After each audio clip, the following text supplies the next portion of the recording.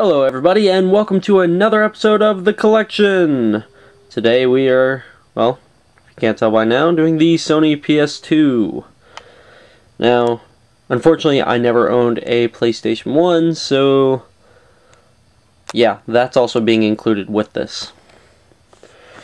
But let's see, to start things off, this is obviously the fat fucking PS2. This is actually one of the first ones that came out. Got it, I think, like the, I don't know, still considered the first shipment of them. As you can see, I also got the little stand that went with it also. One of those initial accessories that came out and didn't do well, so they stopped making them. I think they also made a horizontal stand, which made no sense, because you don't really need a stand for it being horizontal.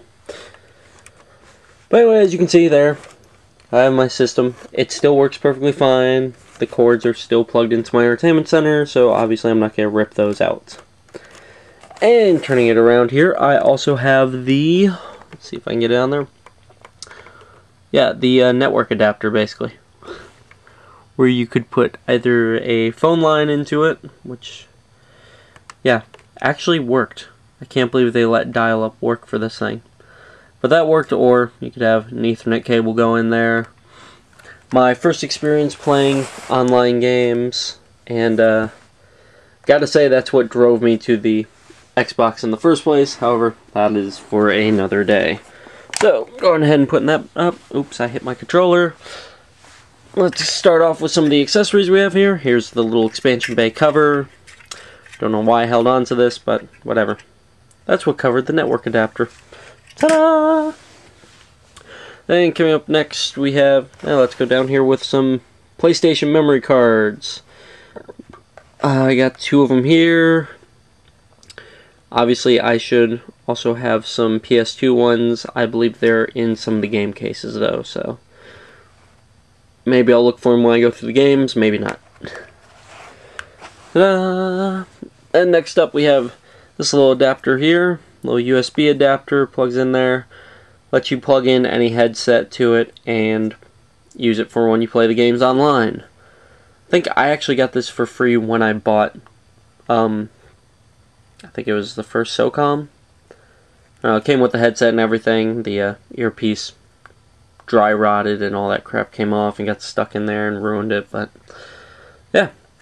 This actually worked for the few games I played online before I got sick of playing online with a bunch of people that dropped out. Then next up we have some of the controllers. I'm not going to go into too much detail with these two because as you can tell they are the standard PS2 DualShock 2 controllers that you can still actually buy at most Walmarts. Then we will go to if I can get this thing completely undone. Here it is. Probably my most favorite controller of all time, my Mad Catz. Surprisingly, the Mad Catz actually made good stuff at this point even. My Mad Catz Retrocon controller. And this is actually metal and hard plastic all around, rubber grips on the back. Very nice solid controller. I've used this thing for years and still lights up actually.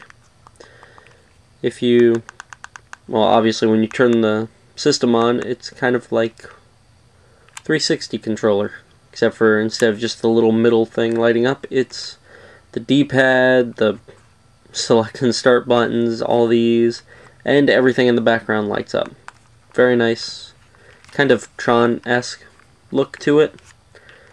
And yeah, as you can tell, it takes the form of an old Nintendo controller souped up for today.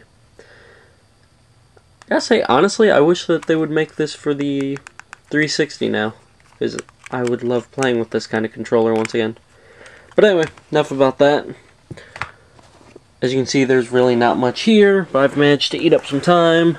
Next things I actually have quite a few of these laying around somewhere and at some other people's homes.